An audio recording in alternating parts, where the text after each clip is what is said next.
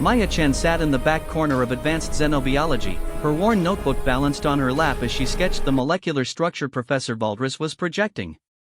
Around her, fellow students from a dozen different worlds took notes on their expensive neural interfaces, their thoughts flowing directly into digital storage. Maya's pencil scratched against paper, the sound barely audible above the professor's droning voice. She was human, which made her unremarkable in most ways.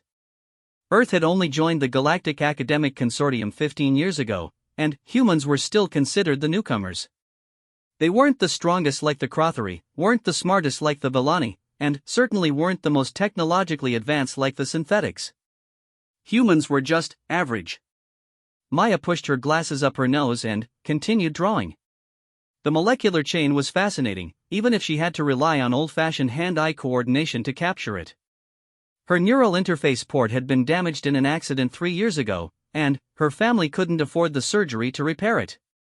So while her classmates absorbed information at light speed, Maya learned the slow way. "Miss Chen," Professor Valdres's voice cut through her concentration. The Villani's 3 eyes focused on her with what might have been amusement. "Perhaps you could share your insights on the Corthax-plagued molecular structure?" Maya felt dozens of alien eyes turn toward her. Heat crept up her neck, but she cleared her throat and stood. "The protein chain shows signs of deliberate modification. The binding sites are too perfect, too specifically targeted at mammalian respiratory systems. This wasn't a natural evolution." A few students snickered. Jareth, a Crothari whose family controlled 3 star systems, was loudest among them. "The human thinks she's uncovered something the Galactic Health Authority missed for 2 centuries? How quaint." Professor Valdres raised one scaled hand for silence. "Continue, Miss Chen." Maya's jaw tightened, but she pressed on. "Look at sequences 47 through 52. They're mirror images of Earth's influenza virus, but inverted. Someone took our biological data and weaponized it. Then, they tested it on populations that couldn't fight back." The classroom fell silent. Professor Valdres's central eye widened slightly. "That's a very serious accusation, Miss Chen. The Corthax plague killed billions across 17 worlds." "I know." Maya's voice was steady despite her racing heart. "And I think someone did it on purpose." After class, Maya gathered her things quickly, hoping to slip out unnoticed. But Jareth blocked her path, his massive frame casting a shadow over her desk. The Crothari stood nearly 8 feet tall, his chitin armor glinting under the classroom lights. "You have some nerve, human," he growled, his voice carrying the harmonics that made Crothari intimidating across the galaxy. "Accusing the great civilizations of genocide without proof." "I didn't accuse anyone specifically," Maya replied, not backing down. "I just said what the molecular evidence suggests." "Evidence you gathered with a pencil and paper?" Another voice joined the conversation. Zix, a synthetic whose chrome body reflected the room's lighting, stepped closer. "How wonderfully primitive." Maya slung her bag over her shoulder. "Sometimes old methods work better than new ones. At least I know my observations aren't being filtered through corporate algorithms." She tried to push past them, but Jareth's massive hand fell on her shoulder. "We're not finished talking, little human." "Yes, we are." Maya's voice carried an edge that made both aliens pause. Something in her tone suggested that despite her small size and obvious poverty, she wasn't someone to be pushed around.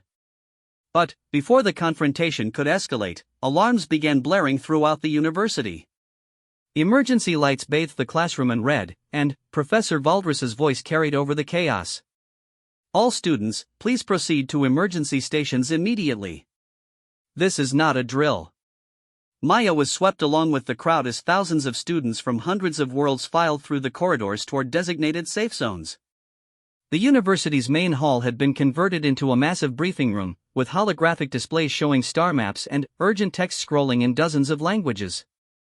Dean Sephiroth, an ancient ethereal whose form seemed to shift between dimensions, materialized at the center of the room. When she spoke, her words bypassed language entirely, communicating directly to every mind present. "Students, faculty, we have received distress calls from the Outer Rim colonies. The situation is unprecedented. The star map zoomed in on a cluster of systems near the galactic edge. 3 colony worlds have gone dark in the past 6 hours. Before communications were lost, they reported the appearance of ships using technology we don't recognize. Murmurs rippled through the assembled students. Maya found herself standing next to Kira, a Luminian whose bioluminescent skin was flickering nervously. Unknown technology? Kira whispered. But, the Galactic Council has catalogued every spacefaring civilization in the galaxy. Not every civilization, Maya replied quietly. Just the ones that wanted to be found. Dean Sephiroth continued. More concerning are the reports we received before the blackout. Witnesses described weapons that specifically target biological functions. Attacks that seem tailored to each species' particular vulnerabilities. Maya's blood ran cold. She thought about the molecular structure she'd been studying, about protein chains designed to target specific biological systems. It's them, she whispered. What? Kira's glow dimmed further. The ones who created the Korthax plague. They're back. The dean's mental voice cut through their conversation. All students are to return to their dormitories immediately. Academic suspension is in effect until further notice. Please remain calm and follow all university protocols. As students began filing out, Maya felt a hand on her arm. She turned to find Professor Valdris looking down at her with all 3 eyes. Miss Chen, a word if you please. Maya followed the professor to a quiet alcove off the main corridor. Valdris glanced around to ensure they weren't overheard before speaking. Your observations in class today, they weren't just academic speculation, were they? Maya hesitated. She'd spent 3 years keeping her head down, being the unremarkable human girl who couldn't afford proper technology. But, now. No, she said finally. They weren't. I thought not. Valdris's scales shifted color slightly. There are things about you that don't add up, Miss Chen. Your academic records show you as an average student from Earth, but your insights suggest knowledge far beyond what you should possess. Maya's hand instinctively moved to the scar on her neck, where her neural interface port should have been. Everyone has secrets, Professor. Indeed. But, some secrets are more dangerous than others. Valdris leaned closer. Tell me, what do you know about the Korthax plague that isn't in the official records? For a moment, Maya considered lying. It would be safer, easier. But, the emergency alarms were still echoing through the halls, and, somewhere in the darkness between stars, colony worlds were dying. I know because I was there when it was created, Maya said quietly. 15 years ago, on a research station that officially never existed. I was part of the team that first isolated the plague's base structure. Professor Valdris's eyes widened. You were 8 years old 15 years ago, according to your records. My records are fake. Maya's voice was steady, matter of fact. My real name is Dr. Maya Singh. I was the lead researcher on Project Prometheus, a joint Earth-Thalani biological weapons program that was supposed to be our ticket into the Galactic Council. Instead, it became the blueprint for genocide. The professor's scales had gone completely white. That's impossible. Dr. Singh was killed when the research station was destroyed. Everyone knows that story. Everyone knows the cover story. Maya's eyes grew distant. The station wasn't destroyed by an accident. It was attacked. By the same people who just hit those outer rim colonies. They took our research, our data, everything. And, then, they tried to kill everyone who knew the truth. But, you survived. Barely. Maya touched her neck again. My neural interface was damaged in the attack. But, that damage also made me invisible to their tracking systems. They thought I was dead, so I stayed dead. Became a different person. A nobody. Professor Valdris was quiet for a long moment, processing this revelation. The molecular structures you identified today are my own work, coming back to haunt me. Maya's voice was bitter. I designed those protein chains. I made them elegant, efficient, perfect.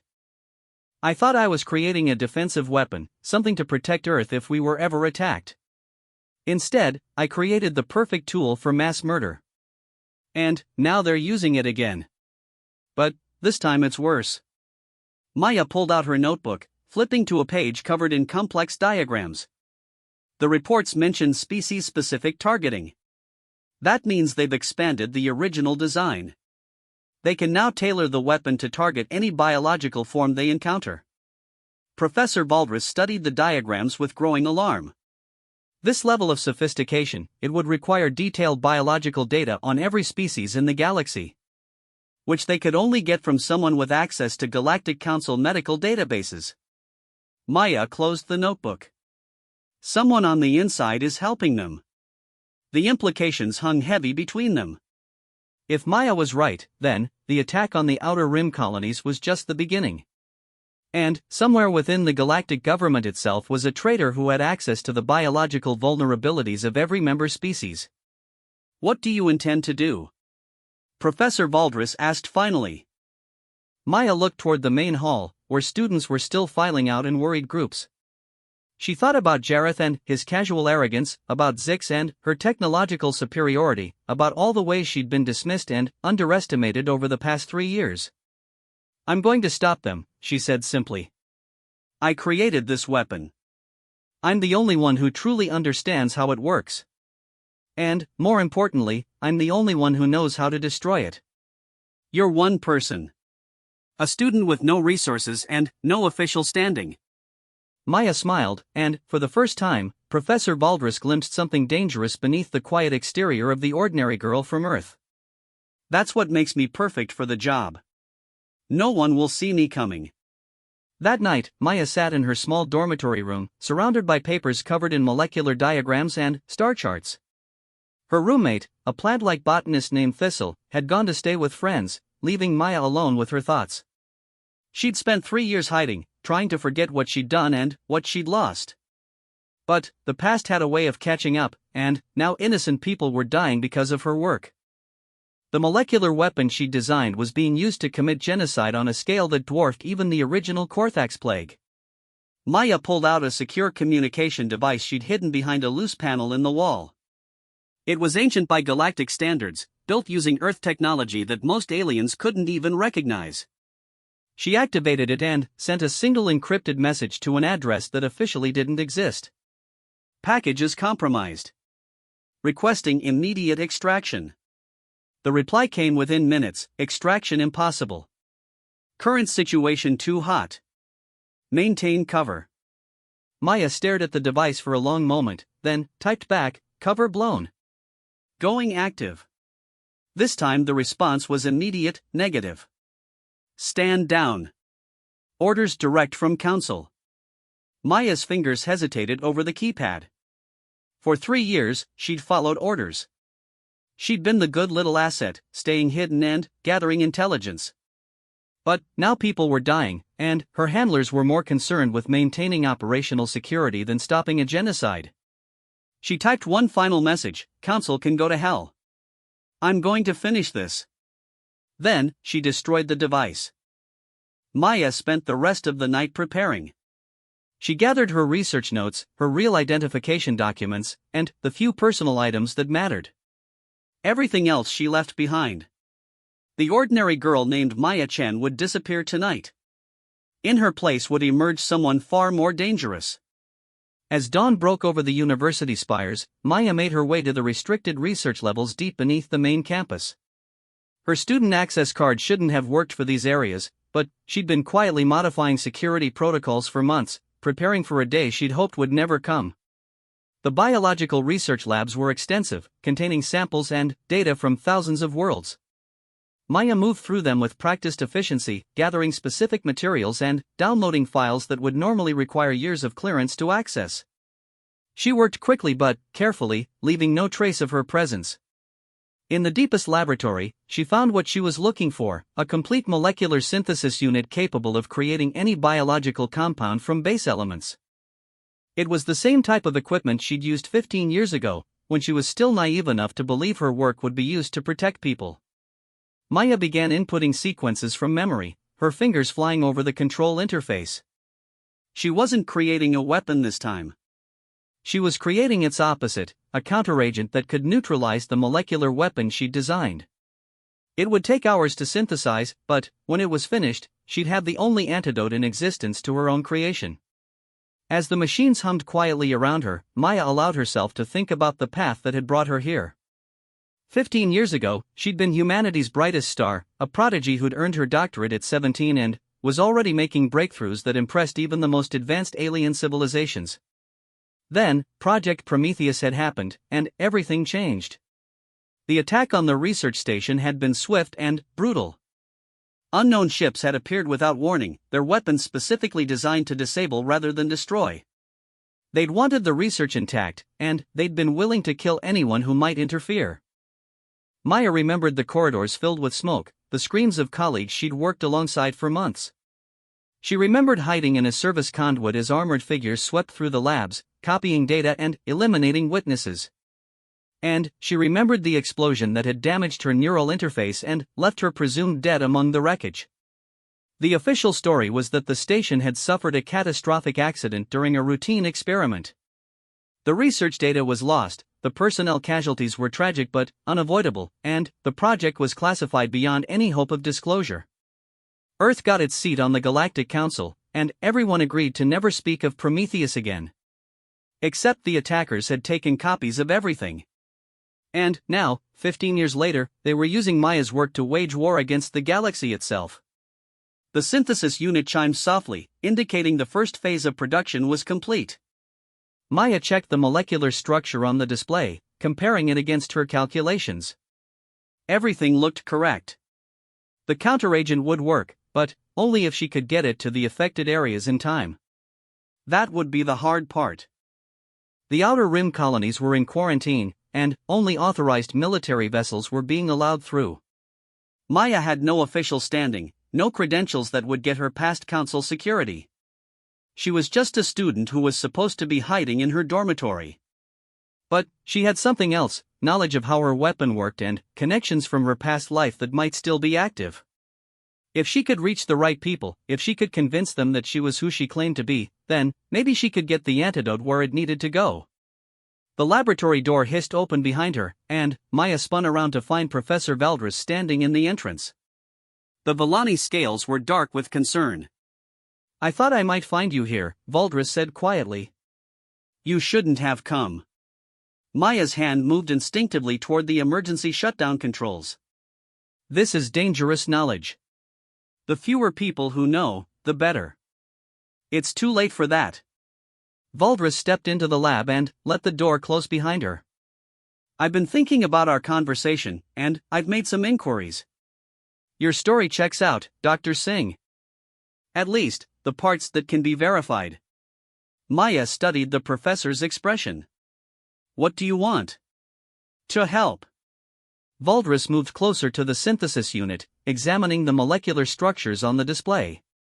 "This is remarkable work. You've created a universal counteragent?" "Universal within the parameters of my original design." Maya's voice was cautious. "It should neutralize any variant of the Corthax plague, but only if the core protein structure remains unchanged." "And if they've modified it beyond recognition?" "Then, we're all dead." Maya turned back to the console. "But I don't think they have. Creating a completely new bioweapon would take years of research and testing. They're using my design because it's already perfect for their purposes." Professor Valdres was quiet for a moment, then asked, "What do you need from me?" "I need to get to the Outer Rim colonies. That means bypassing council security, getting aboard a military vessel, and somehow convincing people that a dead scientist has returned from the grave with the cure to a plague that's already killed millions." "You make it sound impossible." Maya's smile was grim. "It probably is. But impossible is better than doing nothing." Professor Valdres reached into her robes and pulled out a secure communication device. "Then, it's fortunate that you have allies you don't know about." Maya watched as the professor activated the device and began speaking in rapid Villani. The conversation was too fast for Maya's translation skills, but she caught enough to understand that Valdres was calling in favors from people in very high places. "There," Valdres said finally, closing the device. A council research vessel will be departing for the quarantine zone in 6 hours. You'll be aboard as my research assistant. You'd risk your career for someone you've known for less than a day? I'm risking my career for the billions of people who will die if we don't stop this. Professor Valdris's eyes met Maya's. Besides, I've been looking for an excuse to get back into field research. This seems like as good a reason as any. Maya felt something she hadn't experienced in years: hope. She wasn't alone anymore. Someone believed her, someone was willing to help. It wasn't much, but it was a start. The synthesis unit chimed again, indicating the counteragent was ready for final processing. Maya began the extraction sequence, watching as precious blue liquid flowed into containment vessels. Each vial contained enough antidote to save thousands of lives, assuming they could get it to the right places in time. How long do we have? Valdris asked. Maya checked the latest reports on the lab's communication system. 3 more colonies had gone dark in the past 8 hours, and emergency broadcasts were reporting symptoms consistent with biological warfare across 17 systems. Maybe days, Maya said quietly. The weapon is designed to spread rapidly through population centers. Once it takes hold, containment becomes impossible. Then, we'd better hurry. As Maya packed the counteragent into specialized transport containers, she thought about the strange turns her life had taken. 3 years ago, she'd been content to hide in the shadows, to be the ordinary girl that no one noticed or remembered. Now she was about to embark on a mission that would either save the galaxy or get her killed in the attempt. Either way, she was finally ready to stop running from her past and start fighting for the future. The transport containers sealed with a soft hiss, each one containing hope in liquid form. Maya looked at Professor Valdris, who was making final preparations for their departure. Are you ready for this? Maya asked. No, Valdris replied honestly. But I don't think anyone could be ready for something like this. We'll just have to do our best and hope it's enough. As they prepared to leave the laboratory, Maya took one last look around the space where she'd spent the night recreating the most important work of her life. In a few hours, they'd be on their way to the Outer Rim, carrying the only weapon that could stop the genocide that was spreading across the galaxy. Maya touched the scar on her neck one more time, then squared her shoulders and walked toward the door. The ordinary girl was gone. Dr. Maya Singh had work to do. The Council research vessel Harmony's Edge was everything Maya had expected from advanced galactic technology, and nothing like she'd hoped. The ship's corridors were sterile and efficient, designed for function rather than comfort. Every surface gleamed with the kind of clinical perfection that spoke of automated maintenance systems and unlimited resources. Maya followed Professor Valdris through the ship's central hub, her disguise as a research assistant feeling increasingly fragile with each step. The counteragent samples were secured in her research pack, but the weight of them seemed heavier than physics should allow. Each vial represented hope for millions of people, assuming she could get them where they needed to go. Dr. Valdris, a voice called from behind them. Maya turned to see a tall figure approaching, his uniform marking him as ship security. Commander Thane would like to speak with you before we reach the quarantine zone. Maya felt her stomach drop. Security interviews were exactly what she couldn't afford right now. But Professor Valdris nodded calmly and gestured for Maya to follow. Commander Thane's office was a study in military efficiency. The walls displayed real-time tactical information about the Outer Rim situation, and the commander himself was a Crothari whose ceremonial scars marked him as a veteran of the border wars. His eyes fixed on Maya the moment she entered. Dr. Valdris, thank you for joining this mission on such short notice. Thane's voice carried the harmonic undertones that made Crothari so effective at interrogation. The Council is eager for any insights into the biological weapons being used against our colonies. Of course, Commander. Valdris took a seat across from Thane's desk. My assistant and I have been working on molecular analysis of the reported symptoms. Your assistant. Thane's attention shifted fully to Maya, and she felt the weight of his scrutiny like a physical force. Miss Chen, isn't it? From Earth? Yes, sir. Maya kept her voice steady, falling back on the persona she'd maintained for 3 years. I specialize in xenobiology with a focus on pathogen interaction. Interesting. Thane pulled up a holographic display showing Maya's academic records. Your grades are adequate. But Dr. Valdris specifically requested you for this mission. Why? Maya felt sweat beading on her forehead.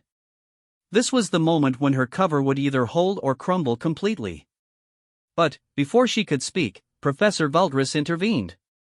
Miss Chen has a particular talent for pattern recognition, Valdris said smoothly. Her methods may be unconventional, but her insights have proven invaluable in my research. I see. Thane's eyes remained fixed on Maya. And, what patterns have you recognized regarding our current situation? This was it. Maya could give a safe, generic response and maintain her cover, or she could take a risk and provide information that might actually help. The weight of the counteragent in her pack made the decision for her. The biological weapon shows signs of deliberate engineering, Maya said, choosing her words carefully. The protein structure is too sophisticated to be natural evolution. Someone created this specifically to target galactic civilization. That much we've already determined. Thane leaned back in his chair. What else? Maya took a deep breath. The targeting mechanism is modular. Whoever designed this didn't just create one weapon, they created a platform. They can modify it to target any species they encounter, assuming they have the right biological data. Commander Thane's expression grew more serious. You're suggesting they have access to Galactic Council medical databases. I'm suggesting they have access to information that should be impossible to obtain. Maya met his gaze directly. Which means either their technology is far more advanced than ours, or they have help from the inside. The office fell silent except for the quiet hum of the ship's systems. Commander Thane studied Maya for a long moment before turning to his communication console. Bridge, this is Commander Thane. I want complete communication isolation until further notice. No signals in or out without my personal authorization. Sir, came the confused reply. We may have a security breach at the highest levels of Council command. Until we know more, we operate under total blackout protocols. Maya felt a chill run down her spine. If Thane was taking her warnings seriously, then the situation was even worse than she'd feared. A traitor with access to Council medical databases could provide enough information to target every member species of galactic civilization. Miss Chen, Thane said, turning back to her. I want you to prepare a full briefing on your analysis. Include everything you suspect, even if you can't prove it. If you're right about an inside threat, then standard protocols may be compromised. Yes, sir. Maya nodded, then hesitated. Commander, how long until we reach the quarantine zone? 8 hours. Thane's expression was grim. The latest reports show the biological weapon has spread to 12 additional systems. Whatever you're working on, I hope it can help. As they left the commander's office, Professor Valdris walked beside Maya in thoughtful silence. Only when they were safely in their assigned laboratory did she speak. That was remarkably risky, Valdris said quietly. You've essentially told a council military commander that there's a traitor in the highest levels of government. Because there is. Maya began unpacking her research materials. Think about it, how else could attackers get precise biological targeting data for every member species? That information is classified beyond almost any security level. Which means whoever's helping them has access to the most sensitive intelligence in the galaxy. Valdris activated the lab's security protocols, ensuring their conversation couldn't be monitored. Do you have any idea who it might be? Maya shook her head. 15 years ago, the council was much smaller. Only a few dozen species had full membership, and the biological databases were limited. Now we're talking about hundreds of worlds with thousands of different life forms. The scope of data required is enormous. Someone in the medical authority? Possibly. Or intelligence. Or even the council itself. Maya activated the lab's molecular analysis equipment. What matters is stopping them before they can deploy the weapon on a larger scale. About that. Professor Valdris moved closer to Maya's workstation. The counteragent you created, how confident are you that it will work? Maya pulled up the molecular structure on the lab's display system. 90%, assuming they haven't modified the base protein chains. The counteragent targets the specific binding sites I designed into the original weapon. If those sites are still present, it should neutralize the bioweapon completely. And, if they've modified it? Then, we'll need a new approach. Maya's fingers flew over the console, running simulation after simulation. But, modification takes time and resources. If they're deploying the weapon this rapidly, they're probably using something very close to my original design. The lab's communication system chimed, and Commander Thane's voice filled the room. All research personnel, we're approaching the quarantine zone. Prepare for potential hostile contact. Maya looked out the lab's small viewport and saw the Harmony's Edge approaching a fleet of Council warships arranged in a defensive perimeter around the affected systems. Beyond them, space seemed darker somehow, as if the very stars were being swallowed by the advancing threat. Maya. Professor Valdris's voice was quiet.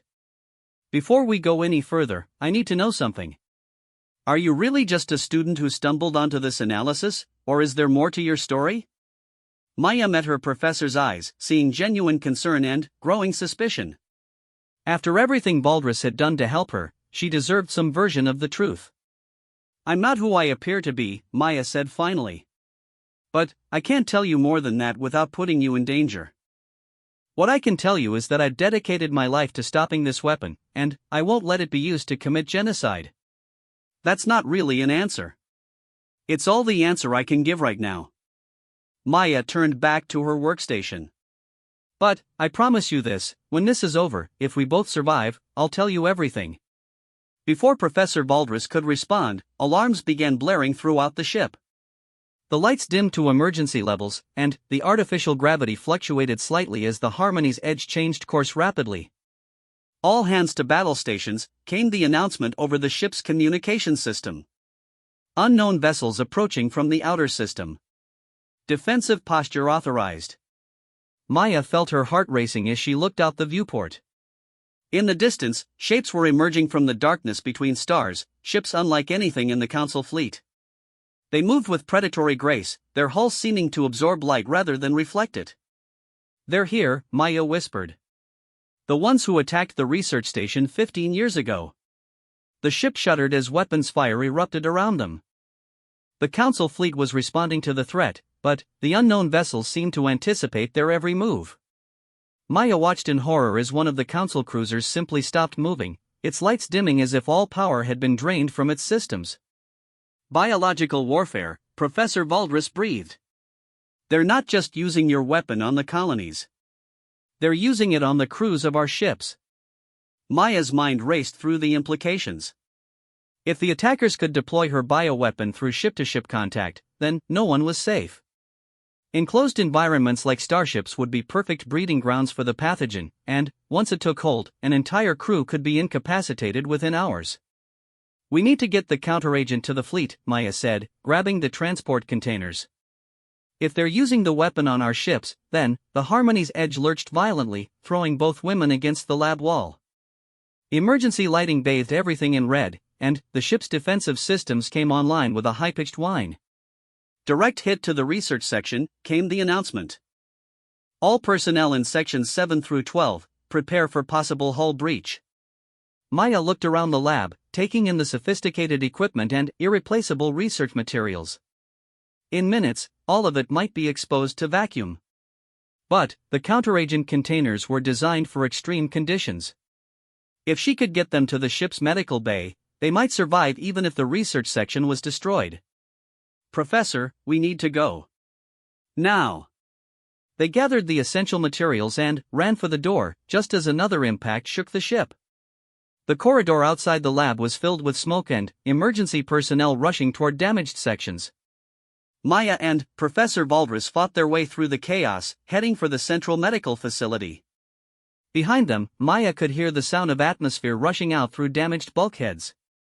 The research section was being evacuated, and soon it would be sealed off completely. If they'd waited even a few more minutes, they would have been trapped. The medical bay was in chaos when they arrived. Injured crew members were being treated by automated systems while medical staff worked frantically to process samples from affected ships. Maya could see the results on the diagnostic displays. The bioweapon was indeed spreading through the fleet, targeting the specific biological vulnerabilities of each species represented among the crew. Dr. Valdris. A voice called out over the noise. Maya turned to see a Vellani medical officer approaching. Thank the stars you're here. We're seeing a biological pathogen unlike anything in our databases. We need your expertise. This is Miss Chen, my research assistant, Professor Valdris said quickly. She's our specialist in pathogen analysis. What can you tell us about the symptoms? The medical officer led them to a diagnostic station showing real-time data from across the fleet. It's unlike anything we've seen. The pathogen seems to target different biological systems depending on the host species. Respiratory failure in Krahari, neural disruption in synthetics, cellular breakdown in luminans. It's as if the weapon specifically knows how to attack each species' weakest points. Maya studied the data, her worst fears confirmed. This was definitely her original design, but it had been enhanced somehow. The targeting mechanisms were more sophisticated than what she'd created 15 years ago. We have a potential counteragent, Maya said, pulling out one of the transport containers. It's still experimental, but the molecular structure should neutralize the pathogen's binding sites. The medical officer's eyes widened. You created an antidote? How did you know what to target? Lucky guess, Maya replied, not meeting the officer's gaze. But we'll need to synthesize large quantities quickly if we're going to treat the entire fleet. The main synthesis lab was damaged in the attack, the officer said. But we have emergency medical replication systems that should work. As they worked to load the counteragent formula into the medical systems, Maya could hear the battle continuing outside. The Harmony's Edge was holding its position, but other ships in the fleet weren't so fortunate. Several more had gone dark, their crews succumbing to the biological weapon. Synthesis complete, the medical officer announced. Beginning distribution to all affected vessels. Maya watched the tactical display as the counteragent was transmitted to ships throughout the fleet. Within minutes, crew members who had been unconscious began responding to treatment. Life support systems that had failed came back online. The immediate crisis was being contained. But, even as she felt a moment of relief, Maya knew this was only the beginning. The attackers had tested their weapon on the Council fleet, and now they knew it worked. The real target wasn't a few dozen ships, it was every inhabited world in galactic civilization. Miss Chen. Commander Thane's voice came over the communication system. Please report to the bridge immediately. We've received a transmission you need to hear. Maya exchanged glances with Professor Valdris, then made her way through the ship's corridors to the bridge. The command center was a hub of activity as officers monitored the battle and coordinated fleet movements. But, at the center of it all stood a holographic display showing a figure Maya recognized with cold certainty. The image was of a human male in his 60s, his face bearing the kind of scars that came from extensive cybernetic modification. Maya had last seen that face 15 years ago, in the moments before the research station was destroyed. Dr. Heinrich Voss, she whispered. You know him? Commander Thane looked at her sharply. He was the project coordinator for Prometheus, Maya said, her voice hollow. He was supposed to have died in the attack. The holographic figure began speaking, his words carried across subspace to every ship in the fleet. Citizens of the Galactic Council, you have witnessed the power of humanity's gift to the galaxy. The biological weapon you have just experienced is merely a demonstration of what we have prepared for your worlds. Maya felt sick as she listened to Voss's words.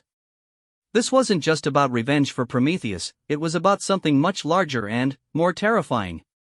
For too long, the galaxy has been controlled by alien civilizations that view humanity as inferior, Voss continued. We have been granted token membership in your council while being denied true equality. But, no more. We have taken humanity's greatest scientific achievement and perfected it. Soon, every non-human world will face a choice, submit to human authority, or face complete biological extinction. He's insane, Professor Valdris breathed. He's threatening genocide against the entire galaxy. Not just threatening, Maya said grimly. He has the means to do it. And, from what I've seen of the weapon's modifications, he's had 15 years to perfect the targeting mechanisms. Commander Thane turned to her. Miss Chen, you seem to know more about this than you initially let on. I think it's time you told us exactly who you are and how you're connected to all this. Maya looked around the bridge, seeing the faces of officers from a dozen different worlds all staring at her. The weight of the moment pressed down on her like a physical force. Her carefully maintained cover was about to be blown completely, but there was no choice now. Too many lives were at stake. My real name is Dr. Maya Singh, she said quietly. 15 years ago, I designed the biological weapon that Dr. Voss just demonstrated. I was 23 years old and naive enough to believe I was creating a defensive system to protect Earth. Instead, I created the perfect tool for mass murder. The bridge fell silent except for the quiet hum of the ship's systems.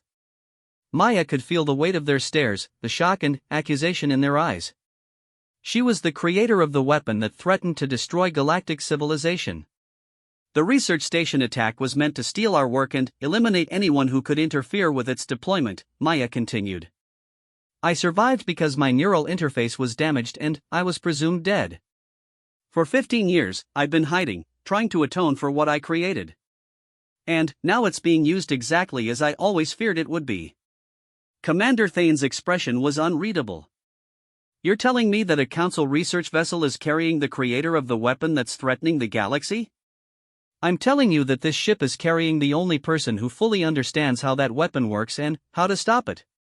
Maya's voice was steady despite her racing heart. The counteragent we just deployed will buy us time, but it's not a permanent solution. Voss has had 15 years to modify my original design. To stop him permanently, we need to understand what changes he's made and how to counter them. And you can do that? I can try. Maya looked at the tactical display showing the alien fleet holding position at the edge of the system. But I'll need access to active samples of the current weapon. Which means we'll need to get close enough to analyze their deployment mechanisms without being destroyed in the process. Commander Thane was quiet for a long moment, weighing options that could determine the fate of billions of lives. Finally, he turned to his communications officer. Signal the fleet. All vessels are to maintain defensive positions while we prepare a reconnaissance mission. And get me a direct line to Council Command. They need to know what we're dealing with. As the bridge crew jumped into action, Maya felt a hand on her shoulder. She turned to find Professor Valdris looking at her with a mixture of admiration and concern.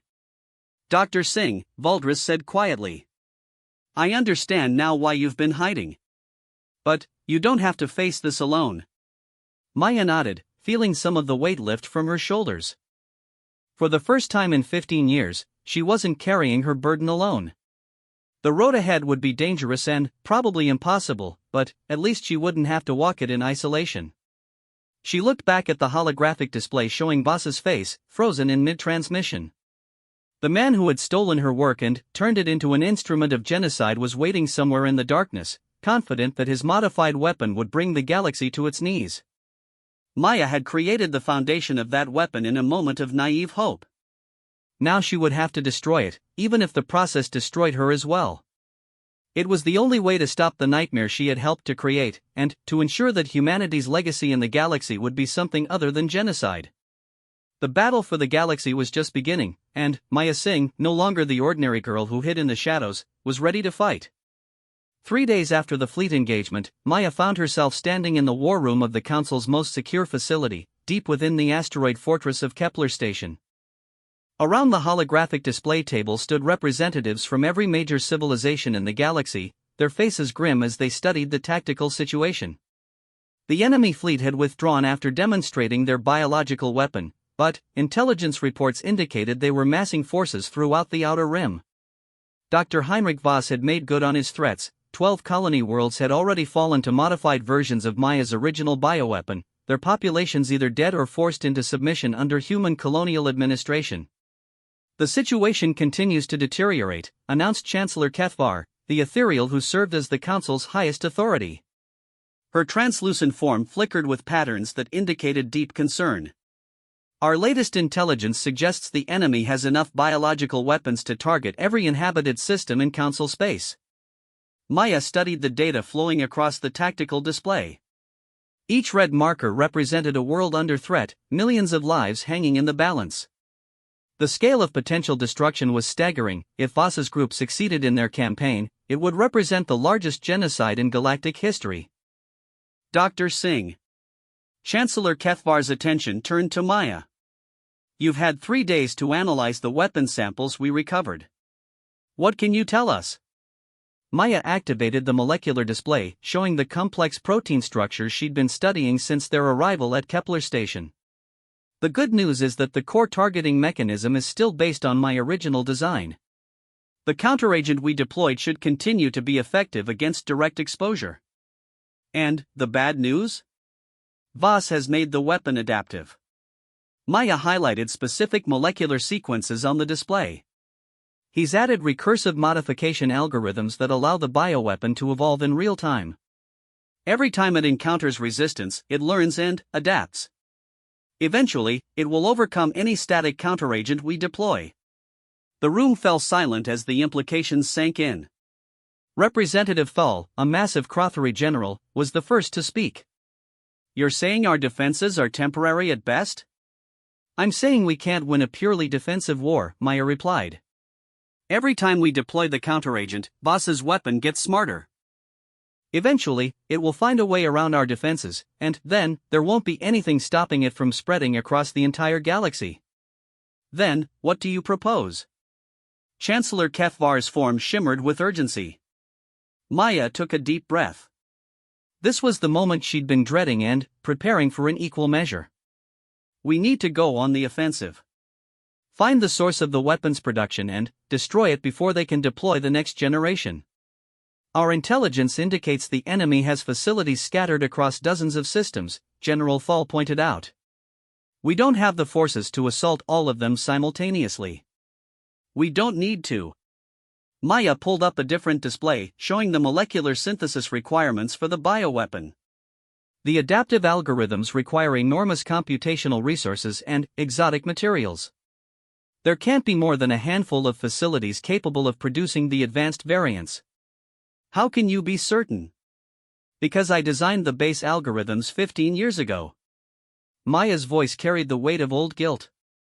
I know the computational requirements, the synthesis pathways, the infrastructure needed. This isn't something you can build in a hidden asteroid base. It requires major industrial facilities with specific resource profiles. Professor Valdres, who had been quietly studying the data, looked up suddenly. Maya, these resource requirements, they match the profile of only 3 systems in the known galaxy. And, all 3 are supposed to be uninhabited research stations. Supposed to be, Maya agreed. But, one of them was the original Prometheus facility. Officially, it was destroyed 15 years ago. Unofficially, it could have been rebuilt and expanded. Chancellor Kethvar's form brightened as understanding dawned. You're suggesting they've been using the original research station as their primary production facility. It makes sense, Maya said. They already had access to all the original research data. Why build new facilities when you can simply restore and improve the existing one? General Thal leaned forward. Even if we identify the primary facility, an assault would be incredibly dangerous. These people have spent 15 years preparing their defenses. They'll see us coming long before we reach weapons range. Not necessarily. Maya turned to face the assembled representatives. There's something about the original facility that Voss might not remember. Something I built into the original security protocols as a failsafe. She activated her personal data tablet, showing schematic diagrams she'd been carrying for 15 years. When I designed the facility's security systems, I was paranoid about the research being misused. So I built in a backdoor, a way to access the central systems remotely if the research ever fell into the wrong hands. You're talking about infiltrating their most secure installation, Representative Silandra, the Luminian intelligence chief, observed. Even with backdoor access, the risks would be enormous. I know. Maya's jaw set with determination. That's why I'll be going alone. The room erupted in protests from multiple representatives, but Maya held up her hand for silence. Listen to me. This facility was built around my research, using my designs and my security protocols. I know every corridor, every system, every potential weakness. More importantly, I'm the only one who can access the central computer core without triggering the automated defenses. Absolutely not, Professor Valdres said firmly. You're not going on a suicide mission. There has to be another way. There isn't. Maya's voice was quiet but resolute. The adaptive algorithms are stored in the central core, along with the production protocols and distribution networks. If I can access that system, I can upload a virus that will destroy not just the current weapon variants, but also prevent any future modifications. A virus? Chancellor Kefvar's form flickered with interest. A molecular virus, designed to target the specific protein structures I originally created. Maya pulled up another display. It would essentially turn the weapon against itself, causing any existing samples to break down at the molecular level. Combined with targeted strikes on the production facilities, it could end this threat permanently. General Thal studied the proposed plan with the eye of an experienced military commander. The approach has merit, but the execution would be incredibly complex. How would you even reach the facility without being detected? The same way I escaped 15 years ago, Maya replied. The facility has maintenance tunnels that connect to the asteroid mining networks. If I can get close enough in a small ship, I can use those tunnels to reach the core without going through the main defensive perimeter. And if the tunnels have been sealed or modified? Maya's smile was grim. Then, I improvise. Over the next 18 hours, Maya worked with Council military planners to refine the mission parameters. The plan that emerged was elegant in its simplicity and terrifying in its risks. A small stealth ship would carry Maya to the outer edge of the target system, where she would transfer to a maintenance pod designed to look like space debris. The pod would drift through the asteroid field until it reached the facility's mining tunnels, at which point Maya would begin her infiltration. Meanwhile, Council fleets would position themselves for coordinated strikes on the two secondary research facilities. If Maya succeeded in uploading the molecular virus, the strikes would destroy the remaining production capabilities and prevent Voss's group from rebuilding. If she failed, the fleets would retreat and the Council would be forced to consider more desperate measures. Dr. Singh. Chancellor Kefvar materialized beside Maya as she made final preparations in the mission planning room. I want you to understand that the Council is grateful for your willingness to undertake this mission. Your sacrifice will not be forgotten. I'm not planning to sacrifice myself, Maya replied, checking the sealed container that held her molecular virus. I created this weapon. I'm going to destroy it. And then, I'm going to come home. Of course. The Chancellor's form brightened slightly. But, if circumstances prevent your return, know that your actions have already earned you a place among the galaxy's greatest heroes. Maya nodded, not trusting herself to speak. The truth was that she wasn't doing this to be a hero. She was doing it because 15 years ago, she'd made a choice that had enabled the current crisis. This mission was her chance to make a different choice, one that might redeem her past mistakes. The stealth ship Silent Runner was everything Maya had been promised: small, fast, and virtually undetectable when operating in passive mode. Her pilot was a veteran synthetic named 07, whose chrome body had been modified for extended space operations. They spoke little during the 3-day journey to the target system, both focused on their respective preparations. Approaching insertion point, 07 announced as they reached the asteroid field that concealed the hidden facility. Sensors show heavy activity around the primary installation, but the mining tunnels appear unmonitored. Maya checked her equipment one final time. The molecular virus was secure in its containment unit, her infiltration gear was functioning properly, and her personal weapon was charged and ready. Everything she needed to complete the mission was within reach. Remember, she told 07, if I'm not back within 12 hours, signal the fleet to begin their attack. Don't wait for confirmation. Understood, Dr. Singh. Good hunting. The maintenance pod was cramped and uncomfortable, designed for cargo transport rather than human passengers. Maya spent 6 hours drifting through the asteroid field, using minimal thrusters to guide her pod toward the facility's outer perimeter.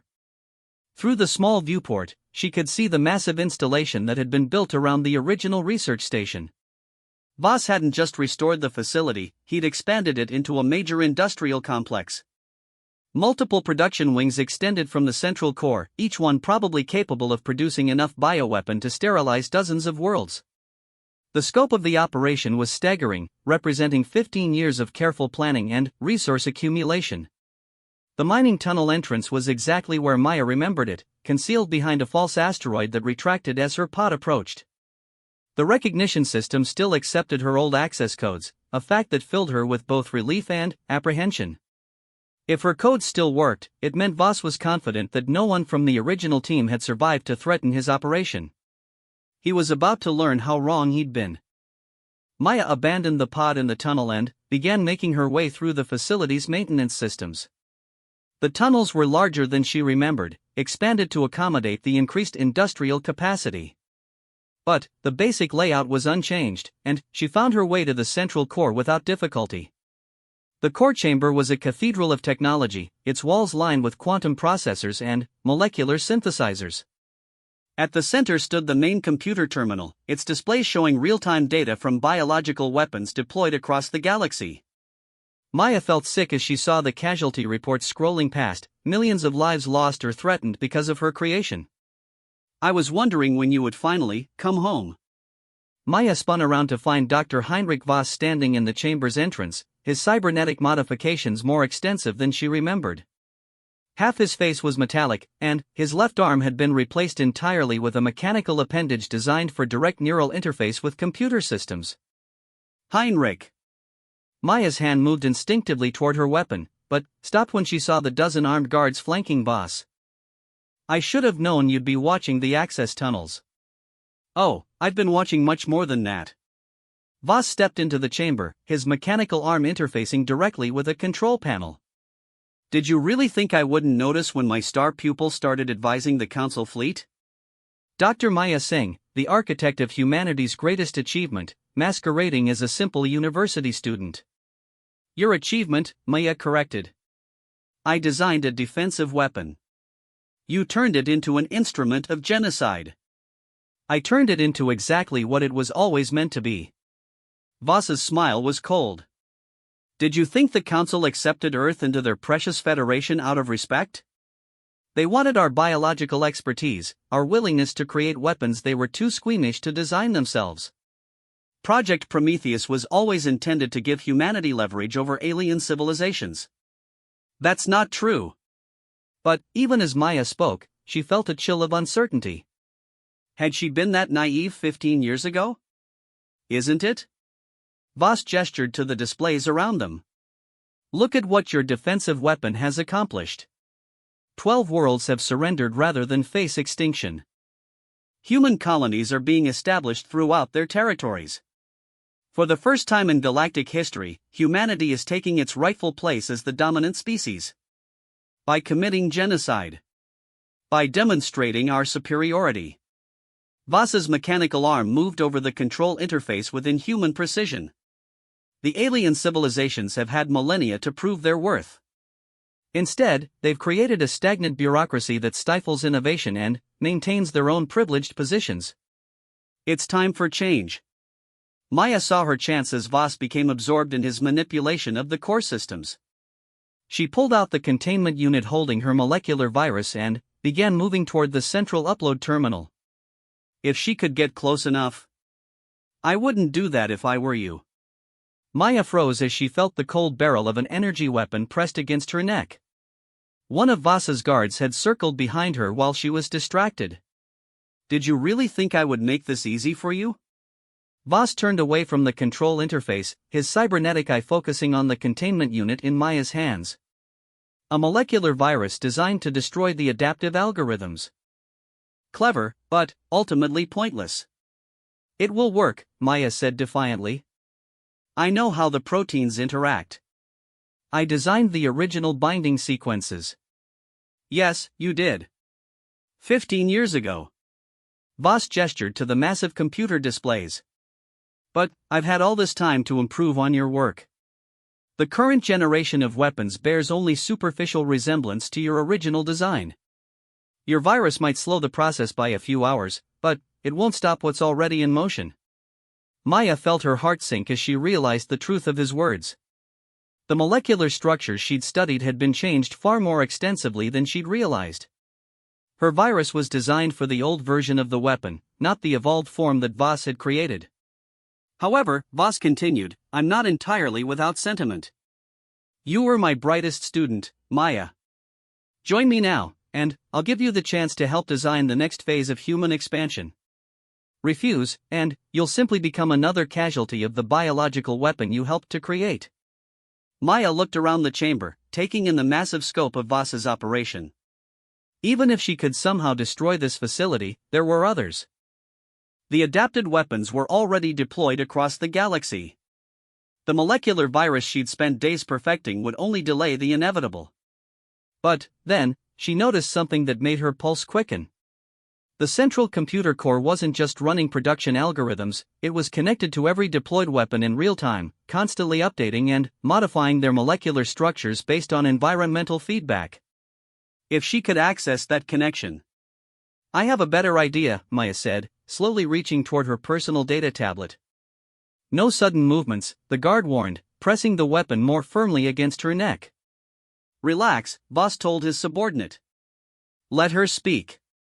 Maya activated her tablet and began entering commands with careful precision. You're right that my virus won't destroy the adapted weapons. But, you made one critical mistake. And, what was that? You kept them connected to a central control system. Maya's fingers moved rapidly over the tablet interface.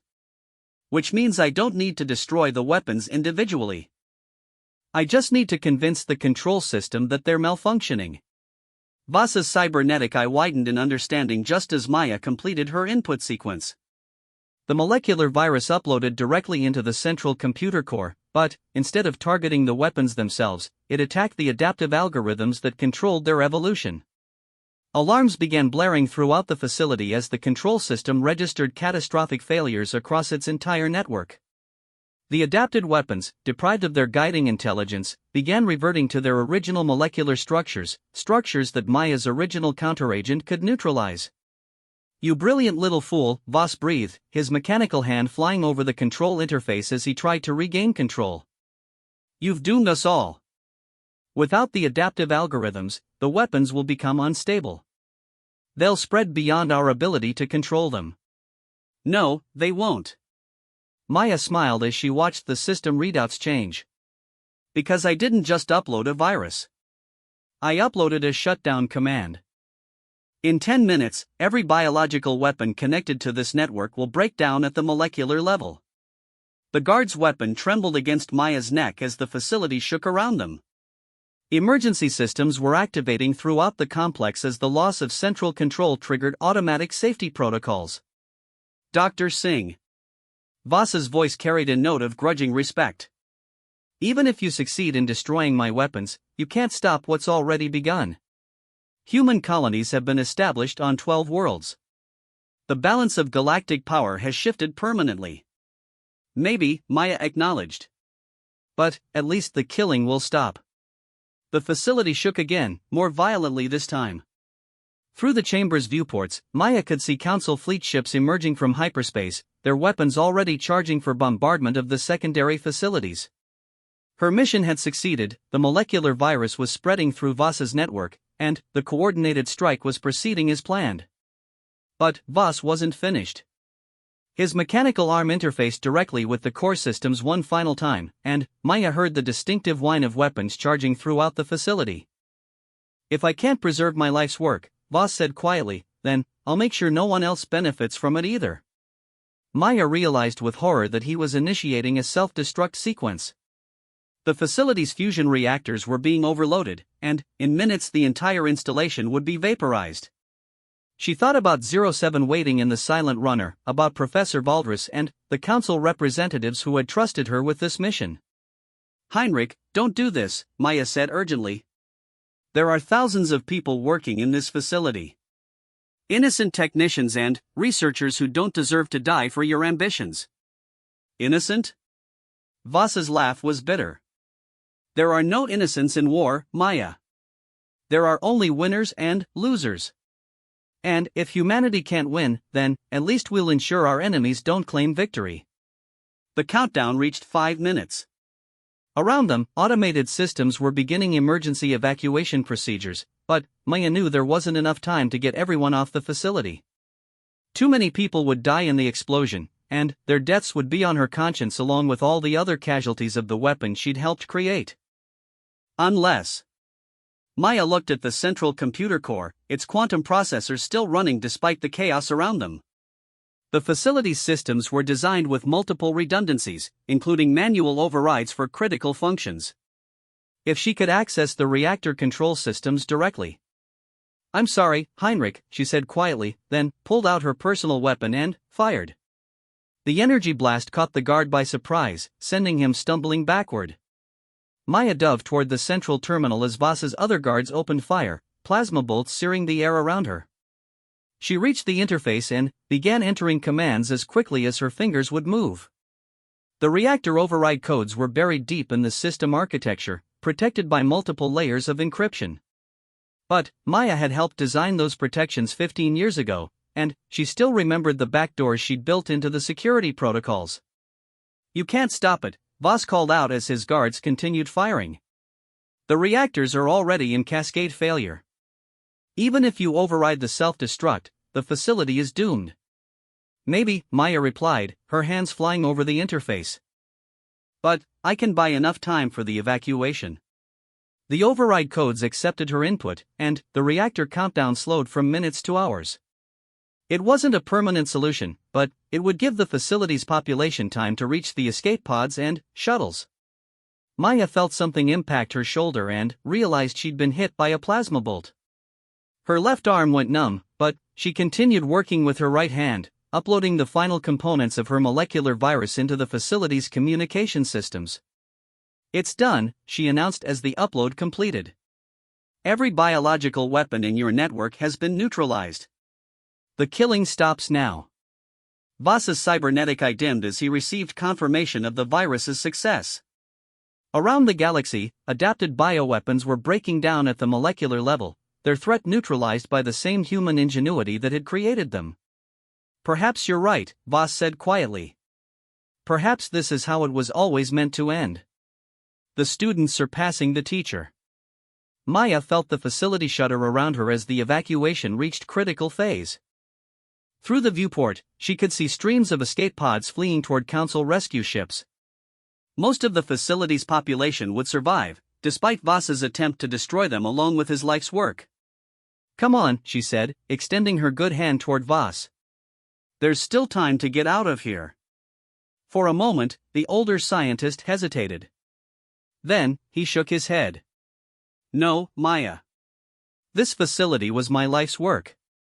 If it's going to die, then I'll die with it." "Heinrich, please. There's been enough death." "Has there?" Voss's smile was sad and distant. "I spent 15 years trying to elevate humanity to its proper place in the galaxy. And what do I have to show for it? A failed rebellion and billions of dead innocents. Perhaps it's time for me to face the consequences of my choices." Maya wanted to argue, but she could feel her strength failing as blood loss from her wound took its toll. The facility was groaning around them as structural supports began failing. If she was going to escape, it had to be now. "I'm sorry," she told Voss. "For what happened to the research station. For not seeing what you were planning. For creating the weapon that made all this possible." "Don't be sorry for creating something remarkable," Voss replied. "Be sorry that people like me found ways to pervert it. That's the real tragedy of scientific progress, not what we create, but how others choose to use it." Maya made her way to the chamber's emergency exit, leaving Voss alone with his failures and regrets. The corridors were empty now, the evacuation complete. She followed the marked routes toward the shuttle bays, her vision blurring from blood loss and exhaustion. Behind her, the central core chamber grew quiet except for the sound of failing systems. Dr. Heinrich Voss sat at his control station, watching his 15 years of work dissolved into molecular chaos.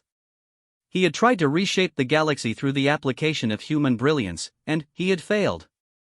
Now all that remained was to face the consequences of that failure with whatever dignity he could muster. Maya reached the shuttle bay just as 07 was preparing for emergency departure. The synthetic pilot helped her aboard the silent runner, his optical sensors registering her injuries with mechanical precision. "Medical attention required," 07 announced as the ship lifted off from the dying facility. "Plasma burn to left shoulder, significant blood loss, probable shock." "I'll be fine," Maya replied, though she wasn't entirely sure that was true. "Did the virus work?" "Confirmed. Council forces report complete neutralization of biological weapons across 17 systems. The threat has been eliminated." Maya allowed herself to slump back in the passenger seat as they cleared the facility's defensive perimeter. Through the viewport, she could see the massive installation beginning to break apart as its structural integrity failed. In minutes, it would be nothing but debris and radiation, taking with it the last remnants of Project Prometheus. 07, she said quietly. "Send a message to Chancellor Cathvar. Tell her the mission is complete. The biological threat has been neutralized, and the galaxy is safe." Message transmitted.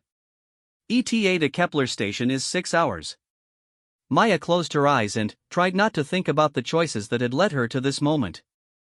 15 years ago, she'd been a brilliant young scientist with dreams of protecting humanity from an uncertain universe. Those dreams had been twisted into nightmares by people who saw her work only as a tool for domination. But now, finally, the nightmare was over. The weapon she'd created was destroyed, the threat to galactic civilization was ended, and the killing had stopped. It wasn't the redemption she'd hoped for when she first went into hiding, but it was something. As the silent runner carried her back toward council space, Maya Singh, no longer the ordinary girl who hid in university classrooms, no longer the terrified survivor of a research station massacre, finally, allowed herself to believe that she might have found a path toward absolution. The galaxy was safe, humanity would face consequences for what had been done in their name, and Maya would spend whatever remained of her life trying to ensure that her scientific legacy was never again perverted into an instrument of genocide. It wasn't the ending she'd expected when she first sat in Professor Valdris's xenobiology class, drawing molecular structures with pencil and paper. But it was the ending that the galaxy needed, and perhaps that would have to be enough. Behind them, the research facility completed its final collapse, taking with it the last traces of humanity's darkest scientific achievement. In the silence of space, only the stars remained to witness the end of the Prometheus legacy, and the beginning of whatever would come next for a galaxy still learning to trust the species that had nearly destroyed it. Maya Singh slept fitfully as the ship carried her home, her dreams filled with molecular structures that dissolved into stardust and the voices of billions who would live because she had finally found the courage to destroy what she had created. It was enough. It had to be enough. The ordinary girl had become extraordinary not through conquest or domination, but through the simple act of taking responsibility for her choices and their consequences. In the end, that might be the most human thing of all.